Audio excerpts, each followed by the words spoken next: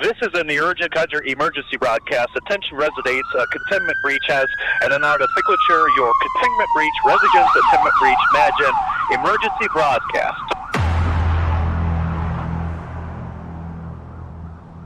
Catherine Scully was born on October 1st, 1950 in rural Ireland.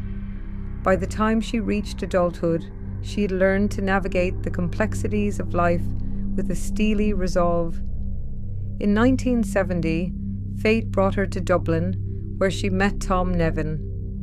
Their meeting was the beginning of a partnership that would eventually intertwine love, ambition, and tragedy.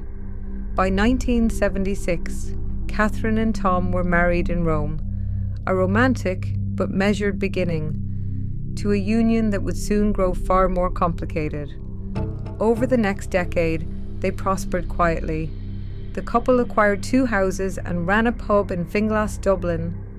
Driven by ambition and a shared vision, in 1986, they opened Jack White's Inn near Britas Bay in County Wicklow, a remote but thriving establishment that would soon become the stage for the darkest chapter of their lives. March 19th, 1996, dawned bleak and dripping with rain, the skies casting a dreary pallor over County Wicklow. Jack White's Inn stood stoic, a familiar refuge for locals, yet within its walls tension tightened like a drawn bow. That morning Catherine had risen early, her thoughts heavy but calm. She prepared breakfast, simple fare of brown soda bread, porridge with just enough milk, and strong black tea, and read her horoscope. Libra, today shadows lengthen. Expect the return of something forgotten. Trust only the edges of your own silence. Tom's horoscope, innocuous in its optimism, had offered colder comfort. Virgo, routine brings clarity. Take nothing for granted. A matter close to home demands vigilance. He had scoffed and reached for the marmalade. Tom took comfort in routine, but beneath the surface, both faced a day that would shatter their lives. As Tom counted the day's takings in the seclusion of the pub, Catherine slept upstairs. Suddenly, the silence tore apart by a shotgun blast. 9 pellets fired in a surgical burst, striking Tom with fatal precision. The explosion shattered more than just flesh. It ruptured a life and a marriage beyond repair. Catherine later told Gardaí she was woken by a man's hand, pressing her face into a pillow, muffling her cries, a knife flashing in his left hand. Amid a chaotic struggle, £13,000 vanished from the till, their car stolen and abandoned in Dublin's shadows. Catherine's story was one of terror and robbery, of violent invasion into their peaceful world. But the authorities and the town sensed cracks in her narrative. Her composed demeanour, the precise nature of the attack, and subtle contradictions in her account sowed seeds of doubt. Was this really a home invasion, or something far more sinister, hidden beneath layers of whiskey-soaked walls and whispered secrets? The inquiry that followed was relentless. Unlike many murder cases, no eyewitnesses could place Catherine at the crime scene firing the gun, and no direct forensic evidence linked her to the act. The prosecution's case relied heavily on 3 key witnesses who testified that Catherine had solicited them over several years to kill Tom, offering substantial financial inducements. The trial at Dublin's Central Criminal Court was a media spectacle. Dubbed the Black Widow by the press, Catherine was a figure both repellent and fascinating. Tabloids fueled rumours of illicit liaisons with judges and police, and allegations of IRA ties, feeding the public frenzy. Justice Mella Carroll went so far as to ban commentary on Catherine's appearance or demeanour during the proceedings, seeking to protect the integrity of the trial. During the high-profile trial of Catherine Nevin in 2000, an intense spotlight fell not only on the murder itself, but on the tangled web of accusations and denials surrounding the victim, Tom Nevin. Catherine firmly denied 3 separate charges of soliciting men to kill her husband, charges that implicated 2 men with hardline Republican connections. These allegations suggested that she had, over several years, approached individuals with links to the IRA, seeking to enlist them in a dark plot to orchestrate Tom Nevin's murder. As the courtroom drama unfolded, Catherine took to the stand to provide her own sharply pointed defense. In a stunning twist, she alleged that Tom himself had a secret past, claiming he had been a member of the IRA, a homosexual, and a habitual drunkard. These assertions served as a bold attempt to undermine Tom's character, painting him as a man whose flaws extended beyond his failings as a husband to a shadowy and controversial political involvement. The prosecution, however, countered these claims vigorously.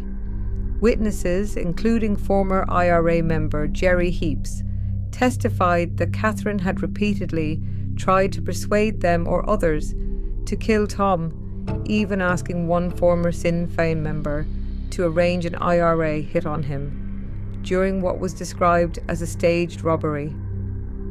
Testimonies revealed that these solicitations spanned years, with promises of large sums of money as inducements, despite Catherine's attempts to depict Tom as deeply flawed and politically compromised.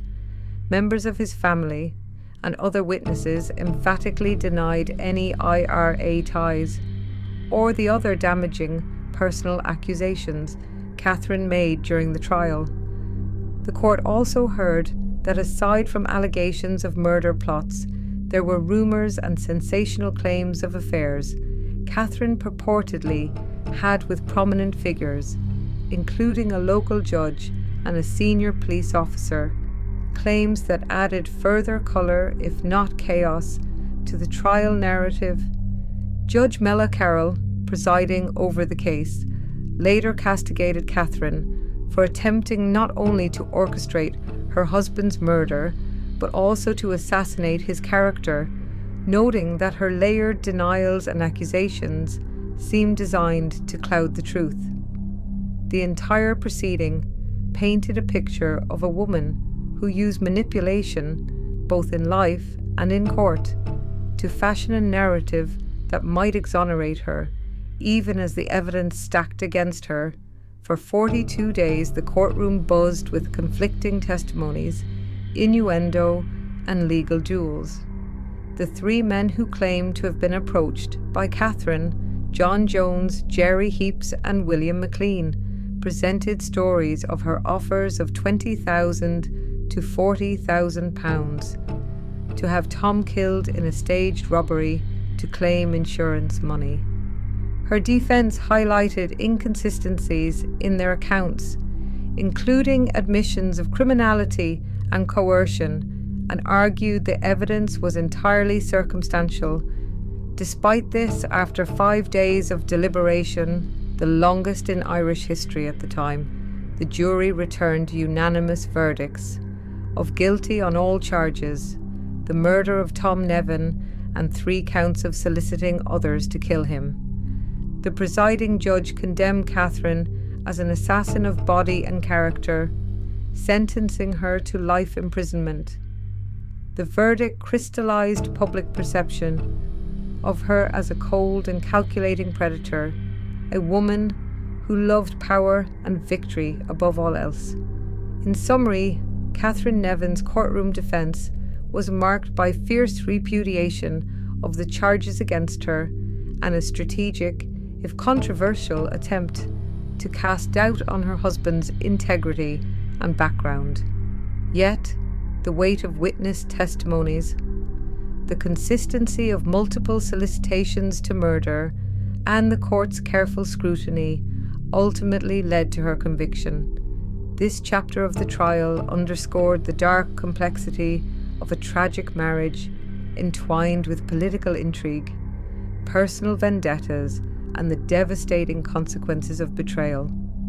Catherine Nevin served her sentence at the Duchess Centre, a prison facility in Dublin. She consistently maintained her innocence, vocally protesting what she called a miscarriage of justice, claims that her lawyers echoed in appeals attempts throughout the 2000s.